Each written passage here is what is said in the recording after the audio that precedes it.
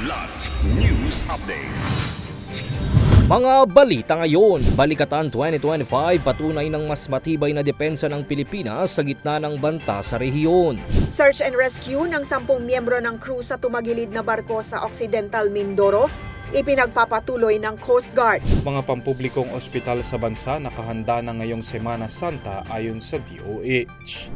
Ako po si Cesar Soriano para ihatid ang mga nangunang balita sa buong kapuluan ngayon.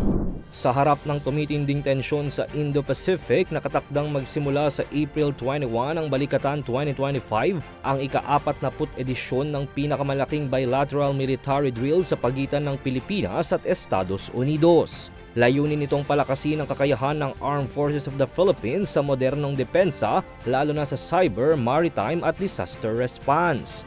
Bilang paghahanda, nagpulong kahapon sina Lieutenant General Jimmy D. Larida, Vice Chief of Staff ng AFP at Lieutenant General Michael Sederholm ng US Marine Corps na siyang commander ng US Joint Task Force para sa Balikatan 40 2025. Bahagi ng pagsasanay, nagaganapin sa iba't ibang lugar sa bansa ang multilateral maritime event kasama ang Japan, joint air at missile defense exercises at live fire drills na susubok sa koordinasyon ng mga puwersa sa iba't ibang sitwasyong pangseguridad.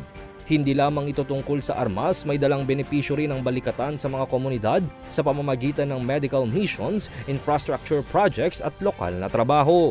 Sa tulong ng 1951 Mutual Defense Treaty, muling pinagtitibay ng balikatan ang pagkakaisa ng Pilipinas at mga kaalyado nito para sa isang malaya, bukas at ligtas na rehiyong Indo-Pacific.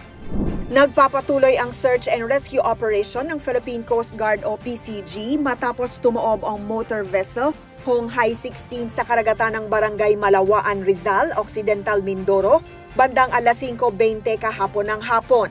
Ayon sa ulat, may 25 na crew ang barko, 13 Pilipino at 12 Chinese. 14 ang nailigtas, 6 na Pilipino at 8 Chinese, habang isang Chinese ang kumpirmadong patay. 10 pa ang nawawala. Agad na nagpadala ng response team ang PCG mula San Jose at Sablayan, kabilang ang kanilang Special Operations Unit at Environmental Protection Group. Batay sa paunang pagsusuri, nakatayo pa ang barko, ngunit bahagyang lumubog at may posibilidad na may mga na-trap sa engine room. Iniimbestigahan ang dahilan ng pagtaob ng naturang dredging vessel.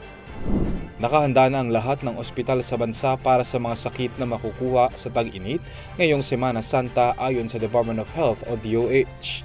Sa press briefing kahapon sa Malacanang, sinabi ni Health Secretary Ted Herbosa na nasa Code White Alert na ang lahat ng pampublikong ospital sa bansa. Kabilang sa mga pinaghahandaang emergency cases ngayong Semana Santa, ang heat stroke, dehydration at pagkalunod. Muli namang pinaalalahanan ng DOH ang lahat ng magbabakasyon at magbibisita iglesia ngayong Holy Week na manatiling hydrated at iwasan ng pagbababad sa araw. Dagdag ni Herbosa na pangunahin at tinatamaan ng mga ganitong sakit ay ang matatanda, mga bata at mga individual na may sakit o comorbidities. Ako po si Cesar Soriano, kasama nyo sa bawat pagputok ng balita.